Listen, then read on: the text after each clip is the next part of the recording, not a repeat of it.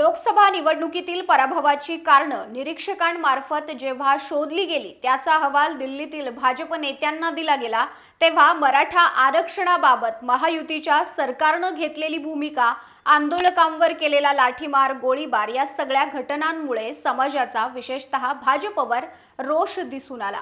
तेव्हापासून उपमुख्यमंत्री देवेंद्र फडणवीस हे मराठा समाजाच्या निशाण्यावर आले। महाराष्ट्रात भाजपची प्रतिमा डागळली, जनतेचा रोष दिसून आला। हे सर्व एकीकडे असताना आगामी विधानसभा निवडणुकीच्या तयारीचा भाग म्हणून 21 जुलै रोजी पुण्यात झालेल्या महाराष्ट्र प्रदेश भाजपच्या चिंतन अधिवेशनात अनेक घडामोडी घडल्या। केंद्रीय गृहमंत्री अमित शहा यांनी राज्यात भाजपच्या नेतृत्वाखाली सरकार स्थापन करण्याचा निर्धार आपल्या भाषणातून बोलून दाखवला। पण लोकसभेला जे झालं ते विधानसभेला होऊ नये यासाठी भाजपचं वरिष्ठ नेतृत्व देवेंद्र फडणवीस यांना पर्याय शोधण्याच्या तयारीत आहे अशी चर्चा सुरू आहे। पण खरंच भाजपा देवेंद्र फडणवीसांना पर्याय शोधेल का? कोण असू शकतो फडणवीसांना पर्याय? याच संदर्भात आपण या व्हिडिओतून जाणून घेणार आहोत। नमस्कार, मी Madhuri Kumkar, for the people news मध्ये आपलं स्वागत। व्हिडिओला सुरुवात करण्यापूर्वी आपण फॉर द पीपलला सबस्क्राइब करा, लाईक व फॉलो करा। भारत दुनिया का सबसे बड़ा लोकतंत्र और एनएलसी भारत देश का सबसे बड़ा गैर राजनीतिक मंच।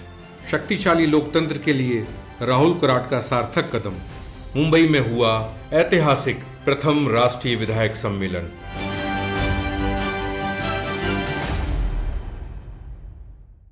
लोकसभा निवडणुकीत संविधान बदलणार असा काँग्रेसकडून झालेला प्रचार, मराठा आरक्षणाच्या मुद्द्यावरून विरोधात गेलेला समाज आणि त्यांची मतं, ओबीसींमध्ये आपल्या हक्काच्या आरक्षणावर गदा येते की काय ही भीती, अशा सगळ्याच मुद्द्यांना शहा यांनी आपल्या भाषणातून हात घातला।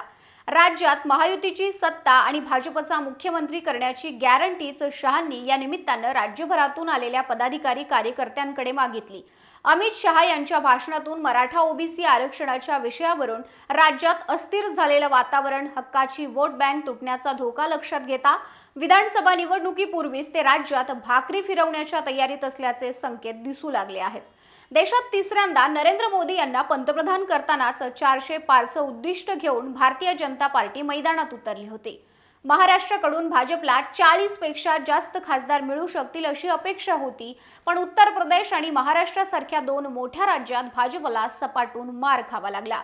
महाराष्ट्रात मराठा आरक्षणाच्या मागणीवरून राज्यात निघालेले मोर्चे, झालेले आंदोलन, तर सरकार ओबीसीतून मराठा समाजाला आरक्षण देतं की काय ही भीती असल्याने भाजपच्या हक्काचा ओबीसी मतदार संभ्रमावस्थेत होता। याचा फटका लोकसभा निवडणुकीत वैयक्तिक भाजप आणि महायुतीला मोठ्या प्रमाणात बसला।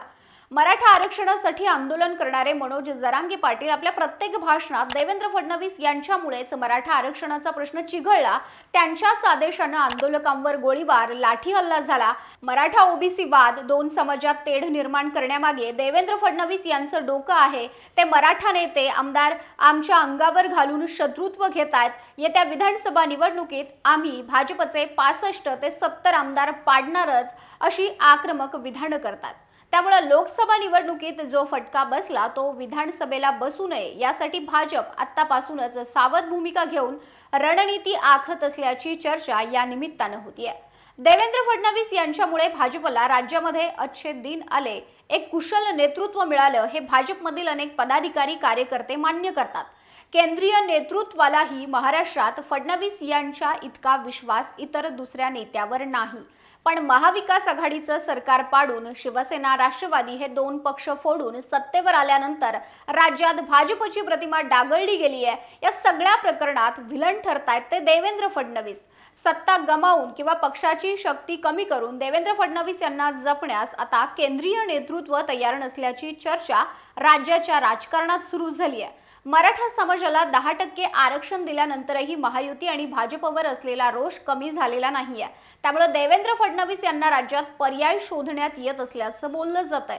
सध्या केंद्रात पक्ष संघटनेत महत्त्वाच्या पदावर काम करणारे आणि देवेंद्र फडणवीस यांचे कट्टर स्पर्धक अशी ओळख असलेले विनोद तावडे यांचं नाव आघाडीवर असल्याचं बोललं जातं। विनोद तावडे राज्यामध्ये असताना फडणवीस यांनीच त्यांचे पंख छाटण्याचं काम केलं होतं असा आरोप त्यांच्यावर सातत्यानं केला जातो। यातूनच तावडे फडणवीस संघर्ष टाळण्यासाठी तावडे यांच्यावर केंद्रात संघटनेची जबाबदारी सोपवण्यात आली होती।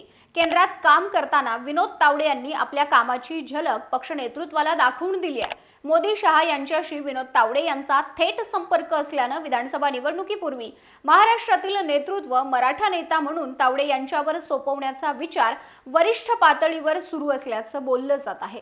असं झाल्यास महाराष्ट्रात मराठा आरक्षणावरून भाजप विरोधात असलेला रोष मराठा नेत्याकडे नेतृत्व सोपवून करण्याचा प्रयत्न कितपत यशस्वी होतो हे विधानसभा निवडणुकीत पक्षाला मिळालेल्या यशानंतरच स्पष्ट होईल।